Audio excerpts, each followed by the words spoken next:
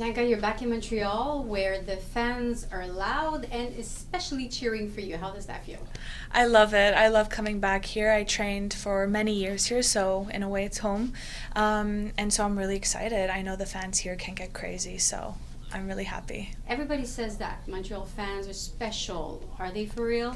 No, they are. They really love their tennis and they're very passionate, which is what I love. All right, physically, mentally, how are you? I am a 10 out of 10. I'm so happy. I got the title with Felix last year too, so that's also giving me some confidence.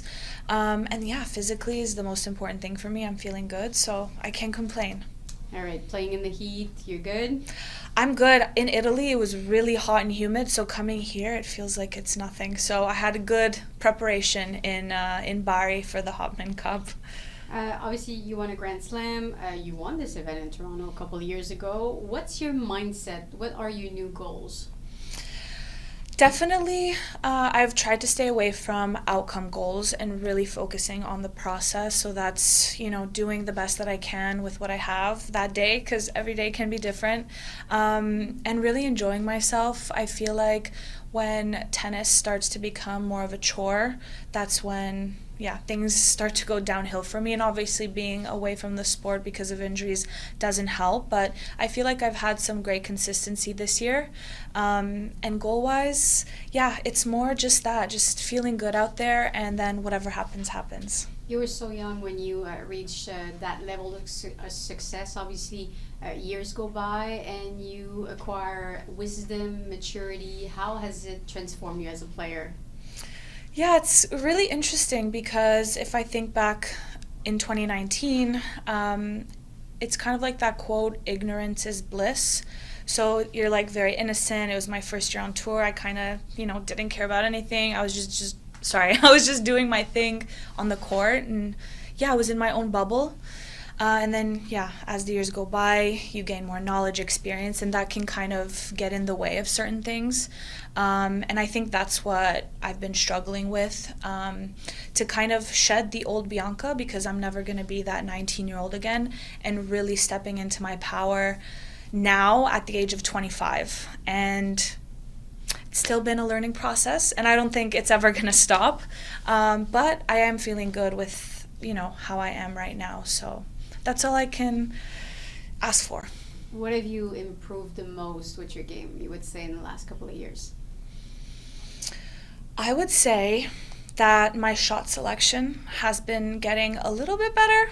I know that it's always going to be a work in progress, because I feel like I can do a lot on the court. So really trying to keep it simple, I think for me is very important, without getting away from the variety that I have, and staying patient, because I tend to want things right away. So if, I lose the first set, for instance, like I have to stay patient because, I could win the next, and then, I could win the match. It can be a 3-set match, right?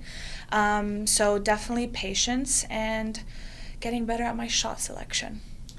Because you have so many tools. I understand what you mean. Yes. What's the biggest misconception about you? Oh, very good question. Maybe people think that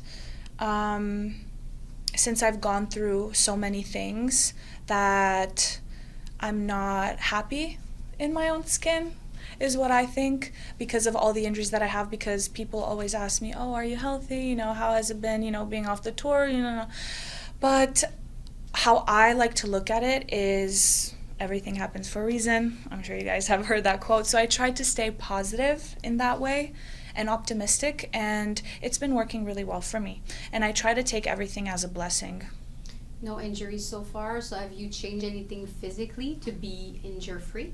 Definitely, I haven't had any problems, other than my appendix surgery that happened in January this year. But no, everything has been going really well, and I've been taking my health very, very seriously, because I said to myself, I never want to go through a surgery again.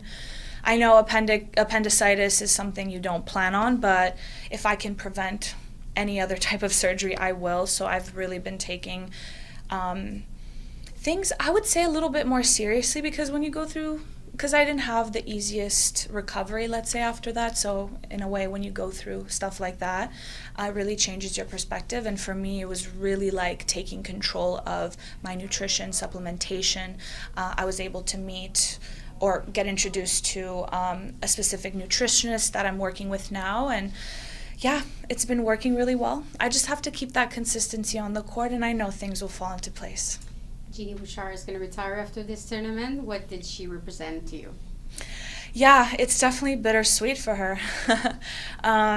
But it's a special thing to be able to retire in your hometown, right?